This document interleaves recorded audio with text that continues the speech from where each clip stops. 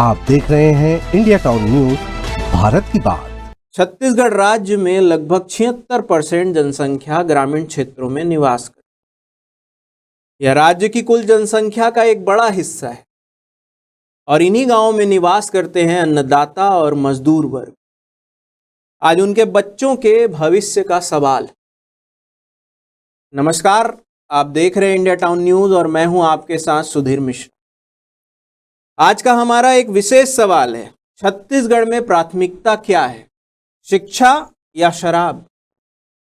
ये सवाल अब सिर्फ बहस का विषय नहीं रहा है, बल्कि ये एक सामाजिक चिंता बन चुका। आइए इस मुद्दे की तह तक चलते हैं।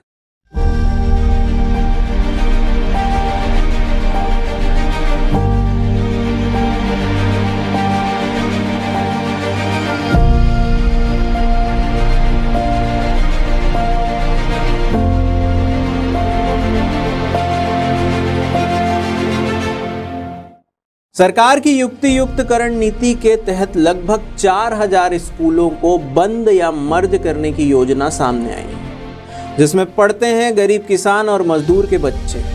इसका सीधा असर 35 से 40 हजार बच्चों पर पड़ेगा। वो बच्चे जो पहले से ही दुर्गम इलाकों से संघर्ष कर पढ़ने आते हैं, अब उन्हें या तो स्कूल छोड़ना पड़ेगा या मीलों दूर जाना पड़ेगा। और सिर्फ बच्चे ही नहीं, 35,000 शिक्षकों के पद भी खतरे में। मिड डे मील और सफाई कर्मियों की नौकरियां भी कटौती की जद में। क्या ये वही शिक्षित छत्तीसगढ़ है जिसकी हमने कल्पना की थी?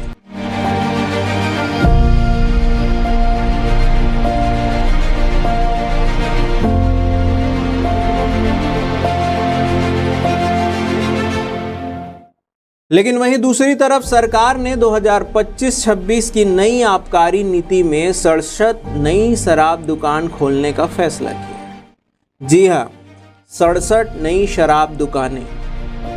सरकार का दावा है कि इससे 12,500 करोड़ रुपए का राजस्व आएगा। पर सवाल यह है कि क्या ये राजस्व उन बच्चों के भविष्य से ज्यादा जरूरी है जो स्कूल छीनने से शिक्षा छोड़ देंगे?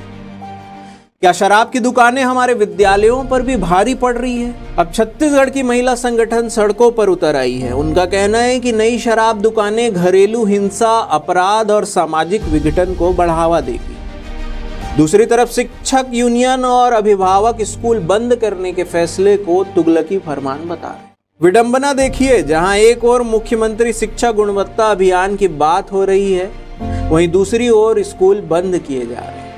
साल 2015 की scroll.in रिपोर्ट बताती है कि स्कूल मर्जर नीति से पहले ही 3,526 स्कूल बंद हुए थे और ड्रॉप आउट रेट में जबरदस्त इजाफा हुआ था। आज 5500 से ज्यादा स्कूल ऐसे हैं जहां सिर्फ एक शिक्षक है और 300 से ज्यादा स्कूलों में कोई भी शिक्षक नहीं है। अब छत्तीसगढ़ के लोग पूछ रहे हैं कि क्या हम उस समाज की तरफ बढ़ रहे हैं जहां शराब की दुकानों की संख्या स्कूलों से ज्यादा होगी?